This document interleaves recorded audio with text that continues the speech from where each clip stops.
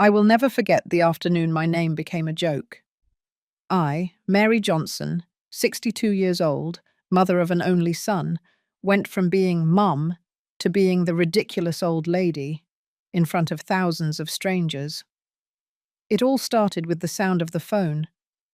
A neighbour called me, her voice choked up, saying my son, Andrew, had posted something about me online. "It's on TikTok, Mary. Please don't look at it," she said. But I saw it, and I wish I hadn't.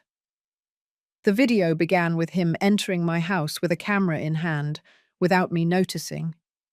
I was in the kitchen, humming a tune while stirring a pot of turkey chili. Andrew approached from behind, with that smile I had so often mistaken for affection, and began to imitate my voice. "Look at my mum," he said, laughing. "She still thinks she can look good with that 80s hairstyle in her 60s.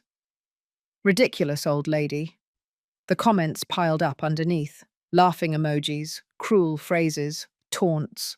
People were laughing at my wrinkled hands, my simple clothes, my unfiltered words. It was my son who was leading them, who was encouraging them to insult. I felt a sharp punch in my chest. The phone screen blurred with my tears. In that instant, I remembered the day he came into the world. A fragile baby squeezing my finger tightly. I remembered the sleepless nights, the sacrifices, the years of work, sewing, cooking, cleaning other people's houses to pay for his college tuition. All that, just to see him now laughing at me in front of an invisible crowd. I sat down in silence. I didn't scream. I didn't cry anymore. I turned off the phone, put it on the table, and took a deep breath. An old picture of Andrew as a child hung on the wall. His arms were around my neck, and he was saying, "I love you, Mama." I felt a hole open up in my soul. I didn't understand when that love had turned into contempt. But before I continue, I want to give you a special invitation. Have you subscribed to the channel and hit like on the video yet? This helps me see that you support me and enjoy my stories. And comment below with which city you are watching us from. Now, let's continue. That night, I couldn't sleep. I closed my eyes and heard the laughter, the mocking voices. I felt small, invisible. Every word of the video burned inside me. But the worst part was thinking that Andrew didn't even do it out of anger. He did it for fun, for followers. The next morning, I went out to buy a bagel and noticed the stares. A couple murmured, "That's the lady from TikTok." I walked with my head down, pretending not to hear, but inside, every step hurt. When I got home, I saw that my son had posted another video. He and his girlfriend, Lauren, imitating me, pretending that I was scolding them like when he was a kid. Thousands of likes, thousands of laughing comments. I didn't cry that day. Something inside me hardened.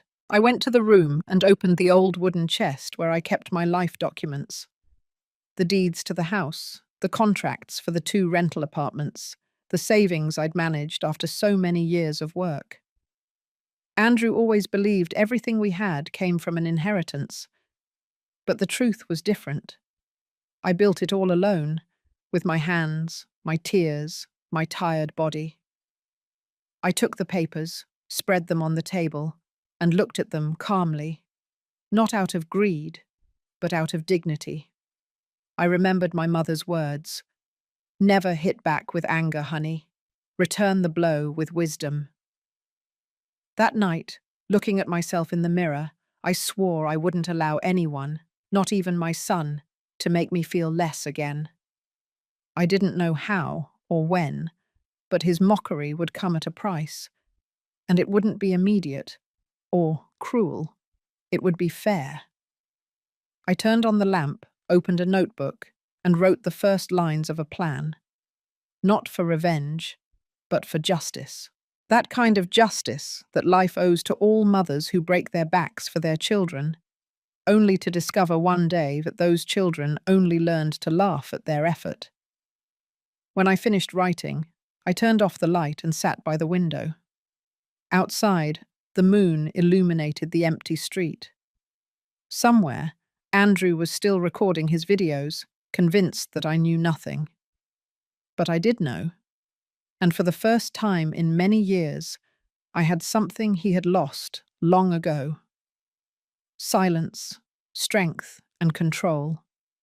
I slept peacefully that night, not because I felt vindicated, but because I was no longer afraid. The ridiculous old lady had woken up. The days that followed the video were a relentless punishment. Every time I went to the grocery store or walked toward the church, I felt people's eyes drilling into my back. Some avoided looking at me out of pity, others whispered between laughs. No one needed to say it out loud. Everyone had seen the ridiculous old lady from TikTok. The greatest pain wasn't the mockery itself, but the loneliness. No one dared to ask how I was, and Andrew didn't show up at the house. I heard from another neighbor that he had been invited to a local show in New York City to talk about his success on social media, and that he even boasted about how he turned everything into content. Even my mum, who was always a character, he said, laughing. The audience laughed with him. I, in front of the television, could only turn it off and stare at my reflection in the black screen. The nights were long. I slept little. Sometimes I opened my phone just to check if the video was still there, with millions of views. Every comment was a dagger. The old lady is hilarious.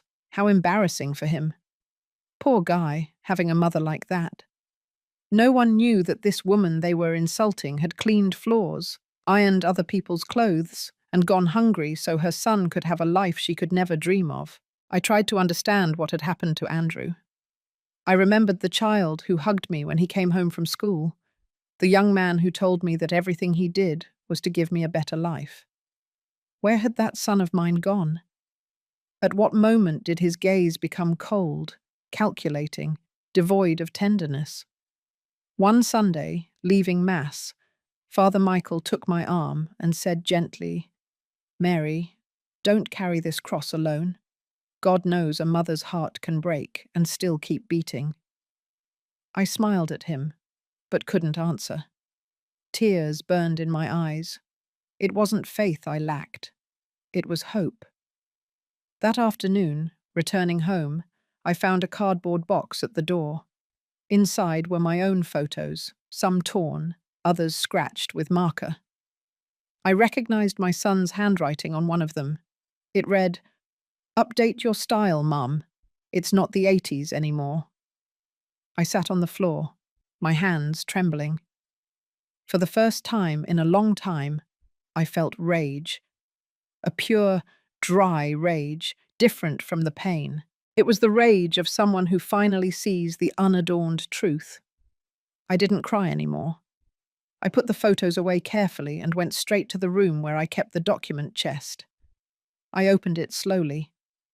There were the deeds, the rental contracts, the papers for the business Andrew thought was his. Everything in my name. All the fruit of my effort. As I arranged them on the table, I understood that power is not in the money, but in the story behind every dollar, and I didn't owe mine to anyone. That night, the silence was different. It no longer hurt. It felt like a new coat. I walked to the hallway mirror and observed myself. The wrinkles that used to shame me now seemed like medals. Each one represented a sacrifice, a battle won, a sleepless night. "Ridiculous old lady," I repeated softly. "No, Mary. Strong old lady." That was the first time I spoke to myself with pride. The days passed and calm became my ally. Andrew didn't call me, but I saw him online. Expensive dinners, interviews, his girlfriend Lauren showing off new designer bags, and trips paid for with collaborations. All of it built upon the humiliation of his mother. I said nothing. I didn't report him. I didn't confront him. I watched him from a distance, with the patience of someone waiting for the fire to burn out on its own. One morning, while watering the plants, a neighbour approached. It was Martha, a woman whose tongue was always quicker than her heart. "Oh, Mary," she said, feigning sympathy. "Don't take it so personally. Young people are like that now, you know. They'll do anything for fame." I smiled with a calm she didn't expect from me. "Yes, Martha," I replied. "But some things time collects on its own." She looked at me confused, not understanding. But I understood. That same afternoon, I went to the bank, withdrew a portion of my savings, and began to reorganize my accounts. The teller asked if I wished to keep my son as a beneficiary. I replied with a serene smile, "No, not anymore. He chose his own path." I signed the papers without trembling. Every signature was a stitch in a wound. I slept better that night than ever before.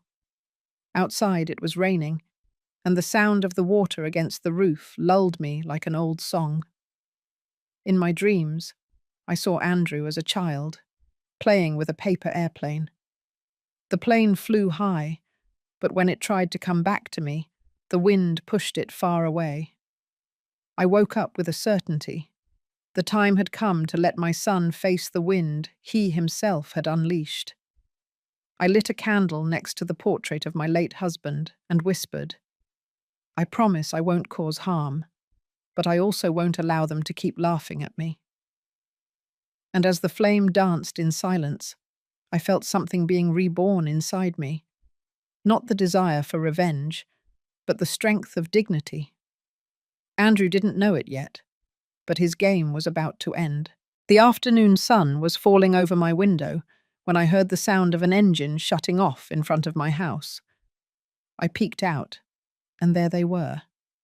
Andrew, with his arrogant smile, and Lauren, his girlfriend, getting out of a new car. She wore a tight dress, dark sunglasses, and that air of superiority that had made my stomach turn from day one. He, on the other hand, arrived as if nothing had happened, as if he hadn't made his own mother a laughingstock to the world. They knocked on the door without waiting for an answer, and entered as if it were still their house. I was in the living room, sewing an old curtain, when Lauren approached and said with a fake smile, "Your little house is so cute, Mrs. Johnson. It has that vintage charm." Andrew let out a laugh. "Yeah, the charm of the 70s, he added, looking around. "But don't worry, honey. All this will change soon." I said nothing. I simply continued sewing, as if they were two strangers who had entered my house by mistake. But every word of theirs dug into me like a thorn. Andrew kept talking, with that insolent tone he had learned online.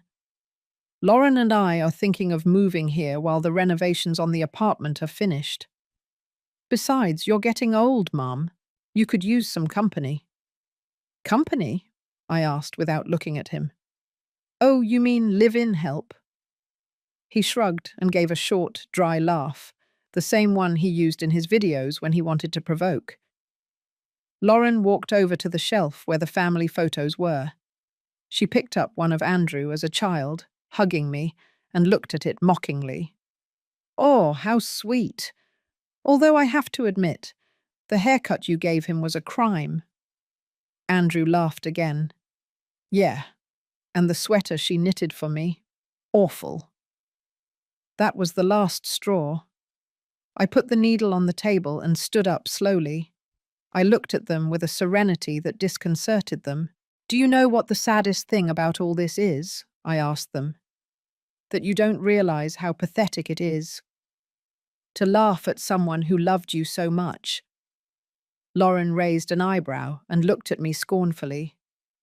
"Oh, Mom, don't take it so seriously. It's just humor. Everyone does it now." "No, dear," I replied. "Not everyone humiliates the person who gave them life."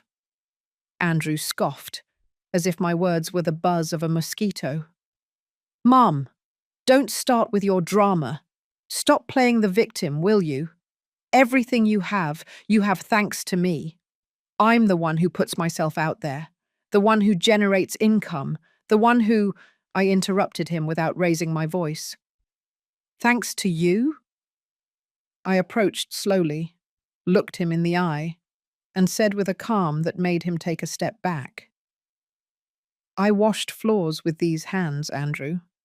I sewed dresses until my fingers bled. I was both your mother and your father. You only inherited the fruit of my exhaustion. The silence became so heavy I could hear the clock ticking. Lauren took a step back, uncomfortable, but Andrew just shrugged. Mum, we're not in your time anymore. The world belongs to those who adapt. If you don't get it, it's not my fault. I didn't respond. I walked to the door and opened it wide. You're right, I told them. We're not in my time anymore. But there's something that never changes: respect. And today, in this house, you have lost it. Now get out. Andrew was furious. Are you kicking me out? Out of my own house? Your house, I replied coldly, is in my name. It always has been. His eyes widened in surprise. He hadn't known. Lauren looked at him sideways, as if she had just realized something important. What do you mean, in your name? Andrew asked, confused. Exactly that, I said in a firm voice. Nothing you think is yours belongs to you. Not this house, not the apartments, not the accounts. Everything is in my name. Lauren turned to him, annoyed. Didn't you tell me it was yours? That you had bought it? Shut up, Andrew yelled, red with rage. That was years ago. I didn't know that. I closed the door softly, cutting off their argument. Come back when you learn how to behave. I watched them leave through the window, Lauren walking fast, furious, and Andrew hitting the steering wheel of the car before driving away. For the first time, I didn't feel sadness. I felt power. Not the power of money, but the power of truth. That night I opened the old chest where I kept all the documents. I spread them out on the table and looked at them calmly. Each piece of paper was a witness to my struggle, each signature a trace of my sacrifice.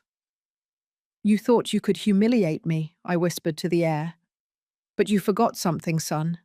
The one who builds with love is not afraid of losing anything. I picked up the phone, called the lawyer, and asked for an appointment. I want to make some changes to my accounts, I told him. It's time to put everything in order. I hung up, turned off the light, and sat in front of the window. Outside, the moon lit up the empty streets. Inside me, a decision had already been made. Andrew would learn his lesson. Not through yelling or hatred, but through emptiness. Because when a son loses respect, the only thing a mother can teach him is distance. And in that distance, Andrew would discover what it truly means to be alone. That night, after Andrew and Lauren's visit, I stayed awake, staring at the ceiling. The silence of the house was thick, almost unbearable, but behind it there was a strange peace, as if my soul was telling me that I was finally on the right path. Through the gloom, memories began to return, one after another, like leaves swept by the wind. I remembered everything he never knew, everything I kept silent to protect him. Andrew always believed he was born into a well-off home, that the house was an inheritance from his father, and that the apartments were a natural result of an organized life. But the truth was different. There was no inheritance, no luck, no miracles. Only my hands, my sleepless nights, and a strength that often came from hunger. When I became a widow, Andrew was barely 6 years old. His father, Ernest, died in a construction accident. I remember watching him leave that morning with his lunch in a plastic bag and a tired smile. He never came back. That night, I brought him back in a box, and although everyone said, "At least you have your son," no one imagined what came next. I lost my job shortly after. Debts piled up. I found myself alone, with a hungry child and rent I couldn't pay. I took refuge in a room loaned by a neighbour and started sewing for the ladies in the neighbourhood. Sometimes I worked until my vision blurred. Other nights I ironed until my hands went numb, but I never complained. Andrew grew up seeing my hands full of sores and my eyes sunken from exhaustion, but I always smiled at him. I promised him his life would be different, that he would never know what it was like to go hungry or walk around in broken shoes. And I kept that promise, even though it cost me years of tears and sacrifices. Little by little, with what I saved, I bought a better sewing machine, and then I started selling my own dresses at the market. People liked my simple designs, and before I knew it, I had clients coming from other towns. I saved dollar by dollar, until one day I managed to buy this land, the same one Andrew now thinks is his. There were no walls then, just a dream and a piece of dirt. I built the first room with my own hands, helped by a bricklayer who agreed to work in exchange for meals. We slept on the floor, on cardboard, but to me it was a palace. It was on that floor that Andrew took his first steps, where I promised myself I would never allow anyone to trample on us again. As I reminisced, I got up and opened the old photo album. The images were faded, but each one told a story. Andrew in his school uniform, the first dress I sold, the day I opened my small shop. In all of them, my smile was the same, even though there was so much pain behind it. What hurt me the most was not his ingratitude, but knowing that I raised him so he wouldn't suffer. And in doing so, I made him weak. I gave him everything without demanding effort. I defended him even when he was wrong. And when he wanted to fly, I cleared the sky for him. Now he was repaying me by throwing me to the ground of public scorn. I closed the album and picked up my notebook. On the first page where I had written my plan, I added a phrase. The hardest lesson is not given with shouts, but with the loss of what was thought to be eternal. I knew what I had to do. It wasn't about money or direct revenge. It was time for Andrew to understand what it really costs to earn something, for him to feel the emptiness left by contempt, and above all, for him to understand that his fame had no value without roots, without love, without history. The next day, I went to see my lawyer, Mr. Peterson, an older man who had quietly accompanied me for many years. When I entered his office, he looked at me with respect, as if he already knew why I was there. "Mary," he said in a measured voice, "are you sure about what you're going to do?" I nodded. More than ever. I don't wish him ill, counselor, but I can't keep protecting him. I want the money he thinks is his to disappear from his hands. I want him to face the world without my shadow. The lawyer opened the documents and began to sign with me every transfer, every change of ownership. As I did so, I felt a burden lift from my shoulders. Every signature was a liberation. Leaving the office, the air felt lighter.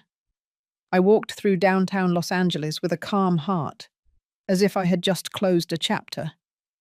I stopped in front of a window and looked at my reflection. My face had new wrinkles, but also a firmness I hadn't seen in years. In that moment, I understood something. I wasn't punishing my son. I was saving myself. Because loving is not allowing them to destroy you. Loving, sometimes, is setting boundaries and letting the other person fall to learn how to get back up. That night, as the wind blew through the curtains, I lit a candle in front of Ernest's photo. "I'm sorry, my love," I whispered. "I tried to raise our son with love, but I was wrong.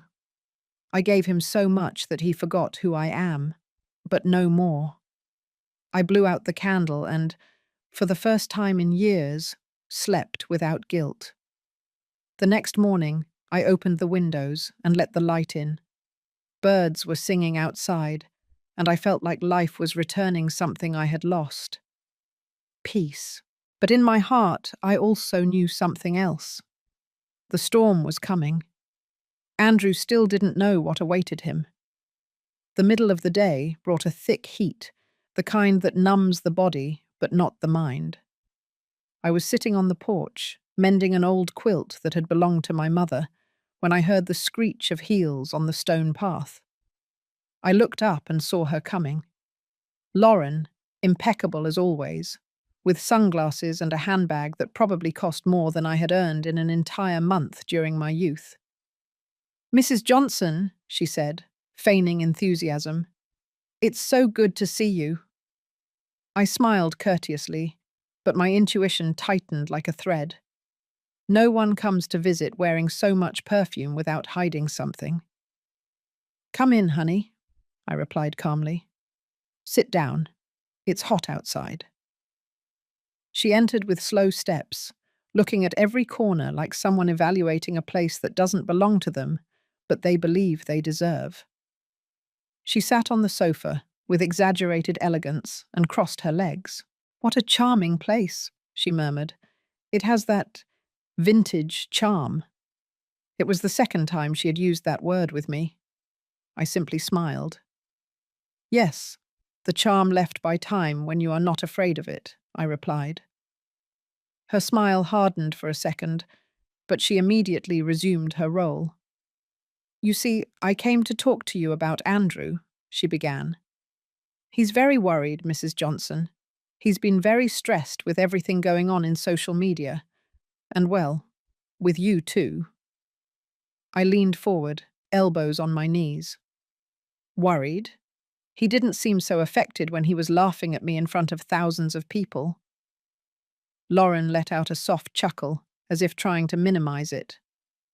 "Oh, don't take it so personally. They were just jokes. Andrew loves you, truly. But you know how young people are. Sometimes they do things impulsively." I stared at her in silence.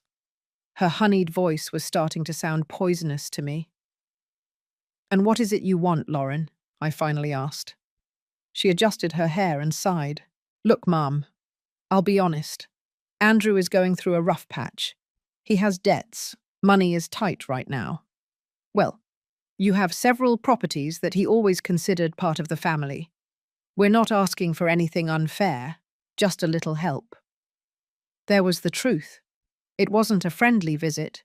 It was a negotiation disguised as concern. "Help?" I repeated slowly. "What kind of help?" Lauren lowered her sunglasses and looked directly at me, with that glint of avarice she didn't try to hide. "We know you have 2 rented apartments. You could sell one, or at least advance the rent money. It's temporary until Andrew stabilizes again." I felt a wave of heat in my chest, but not of shame or guilt. It was pride. Pride in knowing that they could no longer manipulate me. "I understand," I said serenely. "But tell me something, Lauren. Did Andrew send you, or did you come on your own initiative?" She blinked, hesitating. "Well, we discussed it together. We want to build a family, and with a little push, we could get ahead." I stood up slowly. "You know, Lauren, I also would have liked to have a push when I was raising my son, but I didn't get one, and I didn't go asking anyone for money. I worked until my hands bled, and everything I have here cost me sweat." She smiled coldly. "Yes, but times have changed, Mom. Now smart people know how to use what they have to their advantage." I looked at her calmly. "Then perhaps you should use your intelligence to look for a job." Lauren was startled. She didn't expect a response like that. "Excuse me?" "You heard me. I'm not your bank or your husband's wallet. If Andrew has problems, he should face them like a man. And if you're here thinking you're going to convince me with smiles, you came to the wrong door." She stood up abruptly, red with fury. "You don't understand, Mom. Andrew does everything for you. The fame, the money, he does it all to give you a better life. I laughed, a dry, joyless laugh. No, dear. He does it for himself. If he really did it for me, he would look me in the eye instead of laughing at them. Lauren grabbed her handbag angrily and walked toward the door. Before leaving, she turned and said, "Don't think Andrew is going to stand by. If you don't want to help him, you'll regret it." I closed the door slowly without saying a word. I stood listening to the sound of her heels, walking away down the path. I didn't feel fear. I felt an immense clarity. I went to my desk, took out the notebook, and wrote a new note beneath the plan. Never fear the one who shouts out of pride. Fear the one who is silent with certainty. That night, before going to sleep, I turned on the television.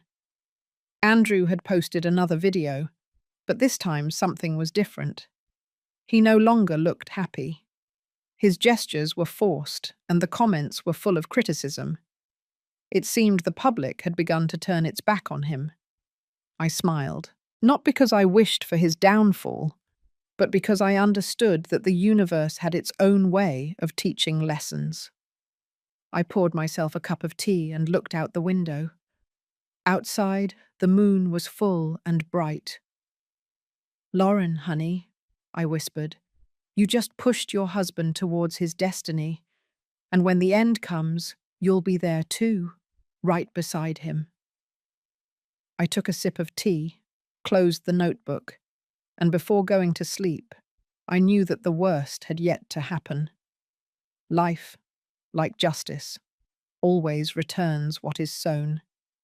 And Andrew had sown too much poison to escape unscathed.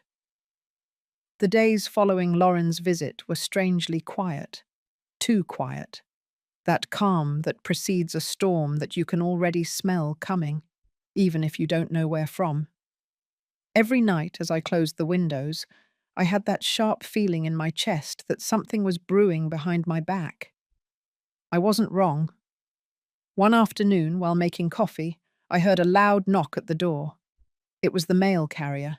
He handed me a large envelope with the bank's letterhead. It wasn't just any letter. Opening it, I felt my blood run cold. It was a notification informing me that my main account had been temporarily intervened due to suspicious activity made from an unauthorized access. Movements that, according to the details, matched the secondary account number I used. Andrew. I set the letter on the table and took a deep breath. I didn't cry. I didn't scream. I just stayed still, looking at the blue ink on the white paper, like someone contemplating an ancient betrayal that finally reveals itself. He had done it. My own son had tried to empty my savings. I went to the phone, called the bank, and confirmed what I already suspected. Andrew had submitted a false document with my forged signature requesting a transfer to his account. They stopped him in time thanks to a verification protocol. When I hung up, the trembling in my hands turned into a frozen strength. I didn't sleep that night. I sat in front of the old desk and opened the folder where I kept everything. Deeds, receipts, signed papers, and the notebook where I had been writing down every step of what I was experiencing. Every word, every memory, was now proof, not just of his ingratitude, but of my own resilience. At dawn, I called Mr. Peterson, my lawyer. "It's time," I simply told him. He didn't need to ask what I meant. "Mary, are you sure?" he asked in a serious tone. "More than ever." We set the appointment for the following morning.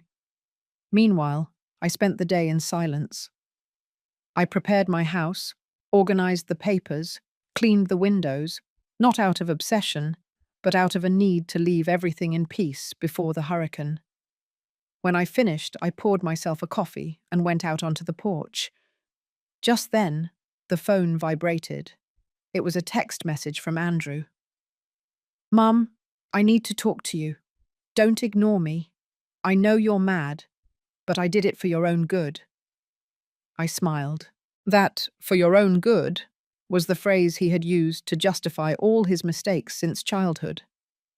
Come tomorrow at 10 o'clock, I replied. He arrived punctually, with swollen eyes and a grown beard. Behind him, Lauren waited in the car, nervous, constantly moving her foot. He walked in without asking permission, as always. Mum, this got out of hand, he began, his voice cracking. I didn't mean to hurt you, really. I just needed help. I observed him serenely. Help? Or what was left of what you didn't earn? He frowned, annoyed. You have no idea what it's like to maintain a lifestyle like mine, Mum. People expect things. There are contracts, appearances. Then break those appearances, I interrupted him. Because what you're building is not a life. It's a farce. Andrew paced the room, his hands on his head. You can't understand it. I work every day. I record. I edit. I post. You don't know what it's like to have millions of eyes judging you. Yes, Andrew, I said calmly. I know very well. I learned it when you uploaded that video. He stood still, lowering his gaze. I made a mistake, he murmured. But you know I love you, right? Love is not shown with words, son. It's shown with respect. And you lost that a long time ago. There was a long silence. For an instant, I thought I saw the child he once was. But that flicker disappeared as quickly as it came. Fine, he finally said. If you don't want to help me, don't. But when all this crumbles, don't come looking for me. Don't worry, I replied. I don't plan to. When he left, I closed the door slowly and watched his shadow walk away down the path. It was the image of a man who had chosen his own abyss. The next morning, I went to the lawyer's office. There I signed the last documents. Withdrawal of authorization, closing of joint accounts, elimination of privileges, everything. In the end, Mr. Peterson looked at me with a mixture of respect and sadness. You have done the right thing, Mary, but this won't be easy for him. I know, I said firmly, but maybe what he needs is not money, but a dose of reality. That same afternoon, the bank sent the notification. All accounts associated with the name Andrew Johnson had been eliminated. I knew the news would reach him in a matter of hours. And it did. That night, while eating a hot bowl of soup, my phone vibrated again. This time it wasn't a text, but a call. I answered. Mom! Andrew screamed from the other end, desperate. The bank blocked me. I don't have access to anything. My savings, my income, everything disappeared.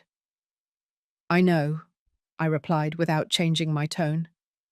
There was a long, tense silence. Was it you? He asked, his tone somewhere between fear and fury. No, I said calmly. It was you, Andrew. You were the one who destroyed what you had. I just took my hands out of the fire. He hung up without saying a word.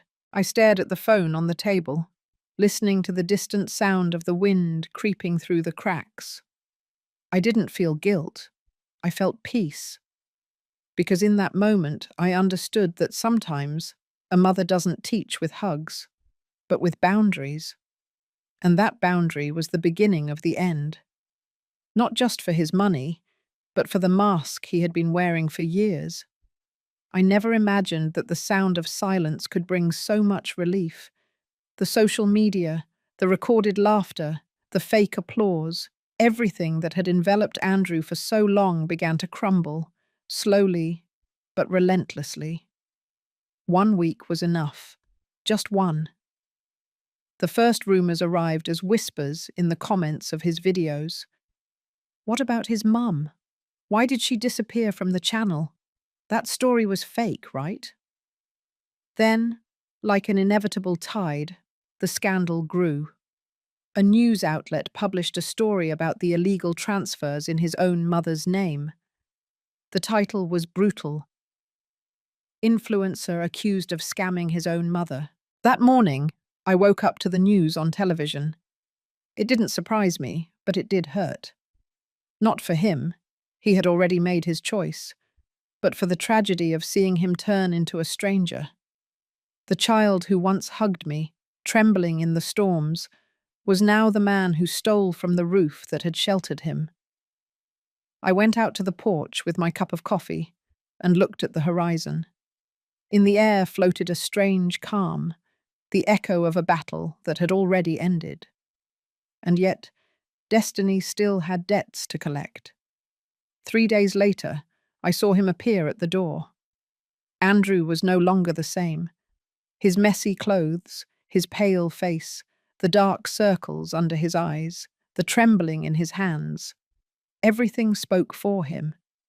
He seemed to have aged 10 years in a week. "Mum," he barely said, his voice broken. "I need to talk to you." I gestured for him to come in. He walked slowly, looking at the furniture, the photos, the corners he had ignored for years. "I lost everything," he finally confessed. "The brands cancelled the contracts. The collaborations stopped. Lauren left me." He let out a bitter laugh. "She said she wasn't built for failing in public." I remained silent, watching him. Not out of cruelty, but because I understood it was time for his own words to catch up to him. "You have no idea what it feels like, Mum," he continued. "Everyone walked away, my friends, my team, even my followers. No one answers my messages anymore, all because of a stupid mistake." "No," I interrupted gently. "It wasn't a mistake, Andrew. It was a choice." He looked at me, furious. "Don't lecture me now. You don't know what it's like to be humiliated by thousands of people." I leaned toward him, calmly. "Yes, I do. And you were the one who taught me how it feels." The silence that followed was heavier than any scream. Andrew lowered his head. His eyes filled with tears, but he didn't let them fall. "I didn't mean to hurt you," he murmured. "I just wanted them to see me, for someone to value me." "And you thought making fun of your mother would give you value?" I asked in a low voice. "What you did wasn't looking for love, son. It was begging for attention." He clenched his fists. "Everything I did was for you, to give you a better life." "No," I repeated. "You did it to fill a void that only you created." I walked to the shelf and picked up a photo of him as a child. "Do you see this child?" I said. He was happy with a rag ball and a hug. "What happened to that child, Andrew? Where did he go?" His eyes clouded over. For an instant, I thought I saw the son I once had. "I don't know, Mum," he whispered. Somewhere along the way, I stopped recognizing myself. He put his hands to his face and burst into tears. Not the theatrical sobs of the conveniently repentant, but a true, raw cry from someone who finally sees himself in front of his ruins. I approached, put a hand on his shoulder, and said tenderly, "I don't hate you, son, but I can't save you either. Everything you broke must hurt enough for you to learn not to do it again." He looked at me desperately. "Please, Mum, I just need some help. A loan, whatever. I swear I'll change this time." His words pierced my chest. My mother's instinct screamed at me to hug him, to give him another chance. But my soul, that wounded part that had learned to resist, told me not to. "Money isn't what you lack, Andrew. What you lost was respect, and that can't be bought." He remained silent, not knowing what to say. Then I picked up the papers I had prepared on the table and handed them to him. "This is the only thing I'm going to give you." He opened them with trembling hands. "What is this?" "A list of available jobs in the city. People who need honest hands, not borrowed fame. His eyes widened in disbelief. You want me to work? Me? Yes, I replied calmly. Just like your mother did all her life. Andrew let the papers drop to the floor. I can't believe this. Me neither, I said. I never thought you would turn into a stranger. He remained silent for a long time. Then, without another word, he got up and left. The door closed with a dry thud, and for an instant my soul trembled. But I didn't run after him. Not this time. That night I lit a candle for him, not out of compassion but out of hope. Because even if his fall was hard, I knew it was necessary. Sometimes, to be reborn, one has to lose everything, even pride. As the flame danced in the darkness, I knew the worst was over. Now, all that remained was to wait for life to do its thing. Winter arrived early that year. Mornings dawned wrapped in a fog so dense I could barely distinguish the trees on the path. I liked that silence, that cold solitude that brought with it a peace I had taken too long to know. But no matter how hard I tried, my mind always returned to the same point. Andrew. I didn't hear from him for weeks. No one saw him. No one mentioned him. His social media was abandoned, the accounts closed, the followers gone. It was as if the whole world had erased his name.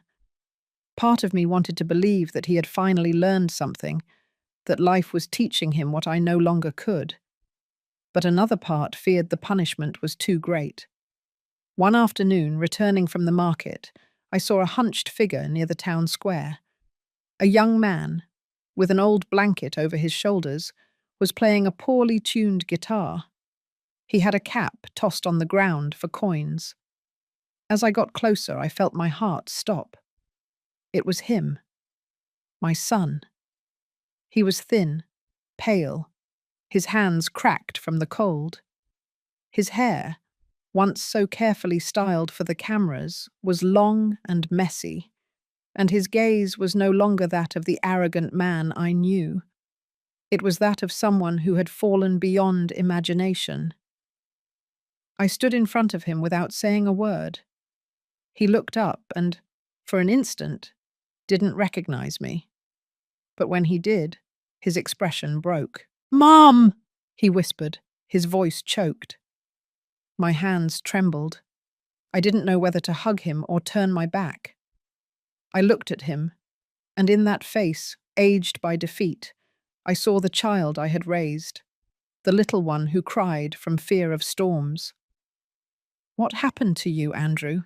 I asked, my voice low, almost a sigh.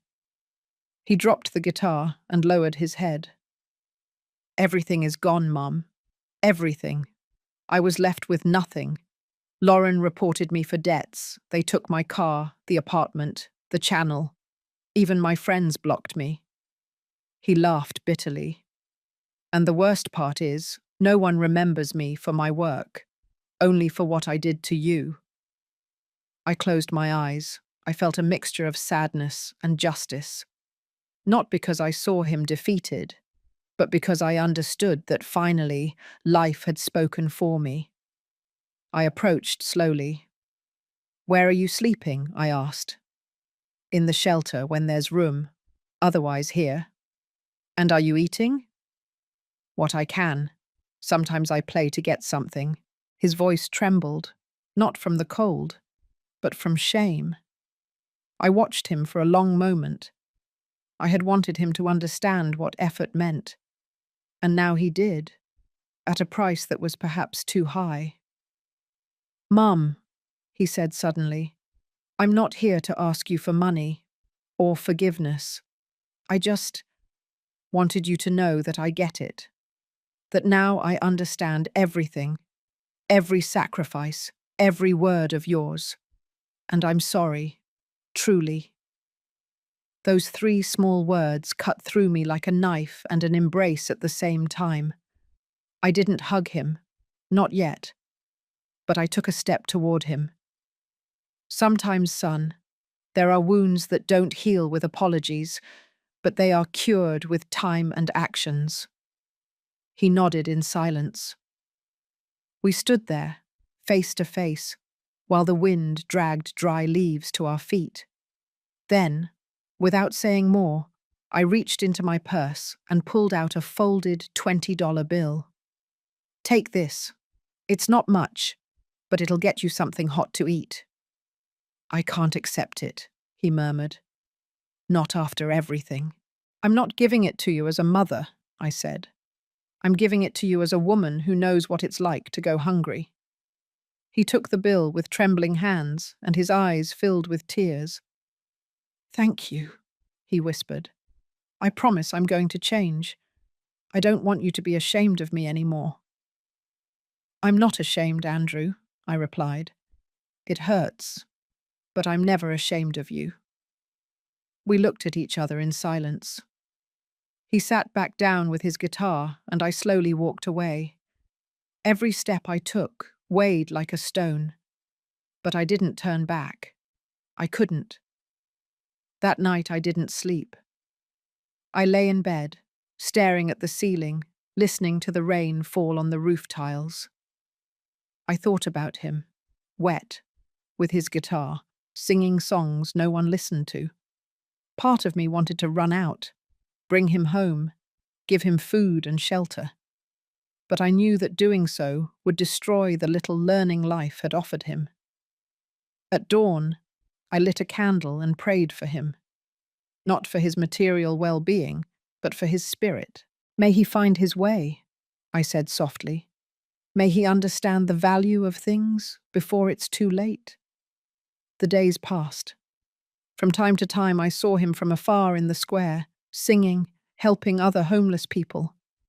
There was something different about him. He was no longer seeking attention, but redemption. And then I knew that finally the seed had germinated, not of fame, but of humility. That night I wrote the phrase that would close that chapter of my life in my notebook. Sometimes justice is not served with punishment, but with learning. And when life teaches, not even the most wounded mother can refuse to see the miracle. I closed the notebook with a silent tear on my cheek. My son had fallen. But for the first time, he was beginning to get up. Several months passed since that afternoon in the square. Winter slowly retreated, leaving behind an air of renewal. The garden flowers were starting to open again, and every morning I was surprised by the song of the birds, as if life was reminding me that there were still things to smile about.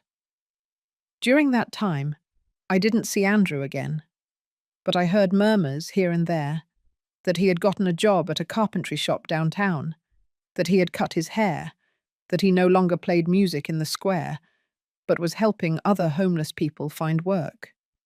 I didn't know whether to believe it, but a part of me wanted to, perhaps because, despite everything, he was still my son. One morning, while watering the plants, I heard footsteps on the path. Turning around, I saw him. He was walking slowly, his clothes clean but simple, a small bunch of flowers in his hand, and his gaze lowered. My heart skipped a beat. It was him, but he wasn't the same. "Good morning, Mum," he said, in a gentle voice. "Good morning, Andrew," I replied, trying to keep my calm. "What brings you around?" He smiled faintly. "I work nearby, at Mr. Jackson's carpentry workshop. I pass by this street every day, and today I got up the courage to come in." I observed him in silence. There was something new in him. His eyes no longer shone with arrogance, but with weariness and sincerity. It was the gaze of someone who had known the weight of the world. He walked in slowly and left the flowers on the table. "They're for you," he said. "They're not expensive. I picked them from the side of the road. But I wanted to bring you something." I touched the petals tenderly.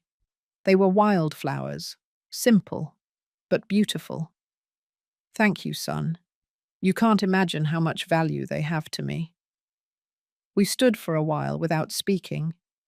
He looked around, as if rediscovering the house where he grew up. Everything is the same, he murmured. Even the clock in the hall still sounds the same. Time changes things on the outside, Andrew, I replied. But inside, only what you are willing to heal changes. He sat down in front of me, his hands clasped. I've thought a lot about you, Mum, about everything I put you through. I hope you've also thought about yourself, I said softly, about how you got lost in the middle of all that noise. He nodded, lowering his head. You were right. Everything I had was a lie. I lived dependent on the likes, the numbers, what other people said. I thought that made me important. But the only real thing I had was what you gave me, and I lost it because of my pride. I felt a lump in my throat. I wanted to tell him so many things, but I held back. I had learned that silence sometimes says more than words. Now I work with my hands, he continued. I don't earn much, but I sleep peacefully. Every piece of furniture I make reminds me of you, of how I watched you build this house with effort. It makes me proud, Mum. For the first time, I feel like what I have belongs to me. A tear rolled down my cheek, although I tried to hide it. He saw it. He stood up and gently took my hands, as if afraid of breaking me. I'm not here to ask you for anything, he said in a trembling voice. I just want you to know that I'm trying to be better, that I learned, even though it cost me everything. Andrew, I whispered, true repentance is not spoken, it is lived, and you are living it. He smiled, and in that smile I finally recognized the child I had raised. Suddenly his gaze turned serious. Mum, there's something else. I went to the bank. I've been saving a little every week. It's not much, but I want to give back what I took from you. I shook my head. No, son, money can be recovered, but respect cannot, and you are already giving that back with every action. He broke down. He hugged me, and this time I didn't push him away. I felt his tears on my shoulder, tears that had been held back for years. Did I fail you so much, Mum? Yes, I replied tenderly, but you are also learning to get up. That's what counts. We stayed embraced for a long time, as if time were going backward and the past was dissolving in our tears. There were no reproaches, no pride, no hatred, only a mother and a son reuniting at the most human point. Before leaving, he turned back to me. I don't know if I can ever fix everything I did. You don't need to, I told him. Just keep being worthy. That's enough. I walked him to the door. As he left, the wind moved the curtain and I felt the house breathing differently, lighter, more alive. Andrew walked down the path without looking back, but I knew he would return. This time, not as the son who believed he owned everything, but as the man who finally understood the value of what can never be bought. Dignity. That night I lit a candle and opened my notebook. I wrote a final sentence for that day. Sometimes children return not because they need a home, but because they finally discover that their home was the mother who waited without resentment. I blew out the candle and smiled. For the first time in years, I slept with a peaceful heart. The dawn of that Sunday came with a soft glow, the kind that seems to cleanse the soul. I opened the window and let the fresh air in, the aroma of fresh baking from the neighborhood, the distant crowing of roosters, the murmur of life awakening.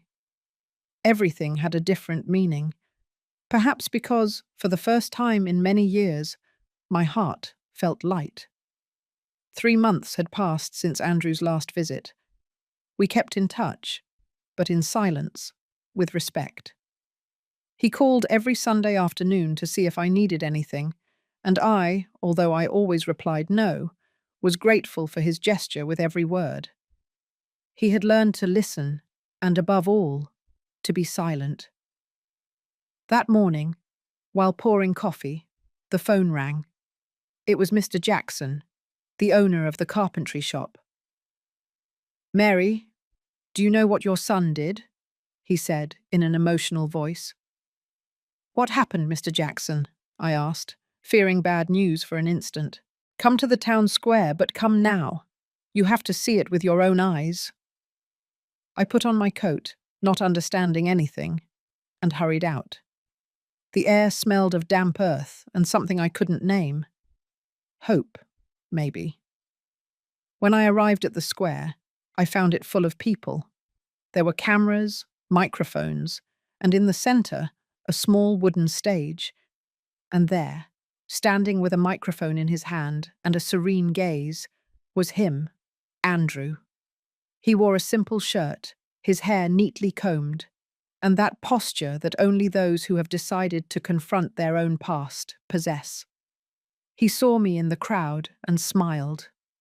I stood still, not fully understanding. "Good morning, everyone," he said in a firm voice. "Some of you know me for who I was. A man who sought fame, attention, and applause. A son who forgot where he came from." There were murmurs among the people. He took a deep breath and continued.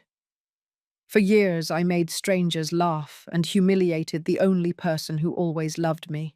I turned tenderness into contempt, respect into mockery.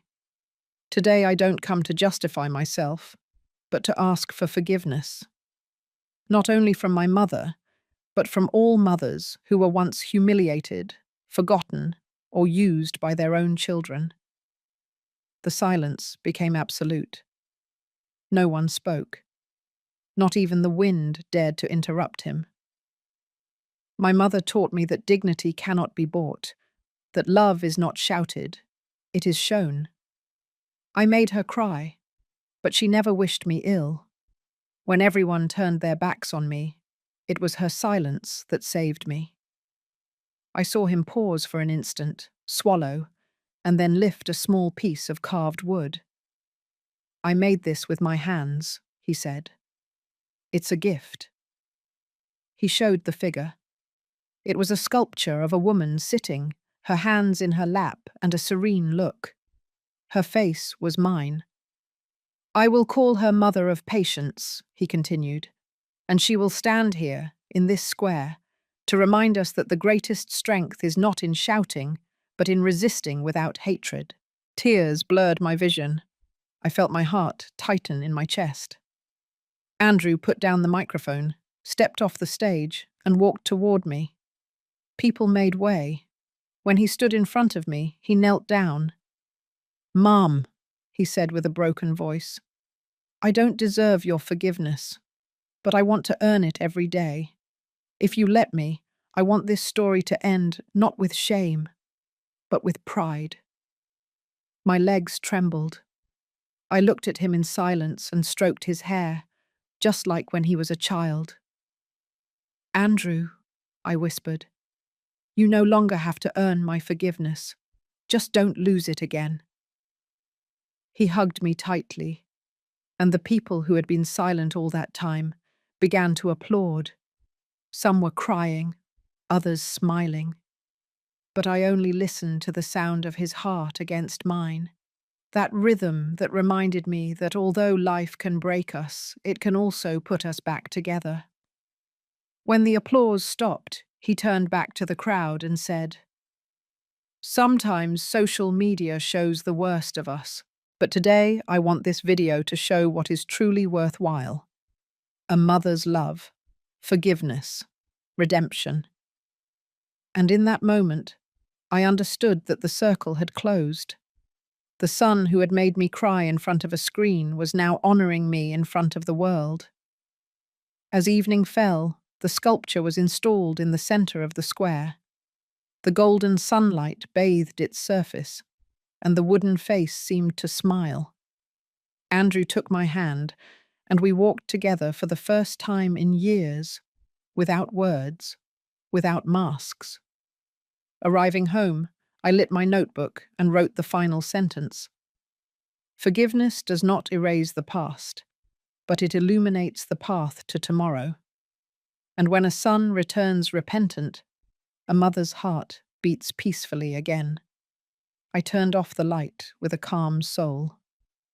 Outside, the wind rustled the leaves of the old garden tree, and in that soft murmur, I could swear I heard the voice of Ernest, my husband, whispering to me, "That's it, Mary.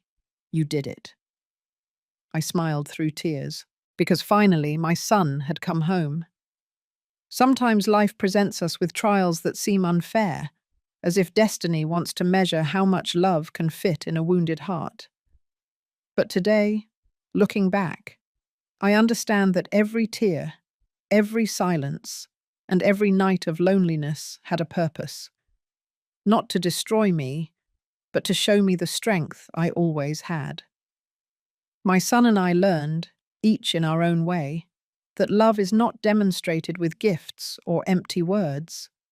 It is demonstrated with respect, with humility, and with the courage to acknowledge mistakes. Because there is no wound greater than contempt, and no medicine more powerful than forgiveness. Now, when I pass by the square and see that sculpture with my face, I don't feel pride or vanity. I feel gratitude. Gratitude for having resisted, for having waited, for not having responded to hatred with hatred. Because sometimes the greatest revenge is peace. And you who are listening to this story, remember, it is never too late to ask for forgiveness, nor to grant it. Life always gives a second chance, but only to those whose hearts are willing to change. And before saying goodbye, I want to give you a special invitation. If this story touched your heart, subscribe to the channel, leave your like, and comment below with which city you are watching us from. Every day we share new life stories, full of emotion, lessons, and hope. Because in this space, every story has a soul, and every soul deserves to be heard.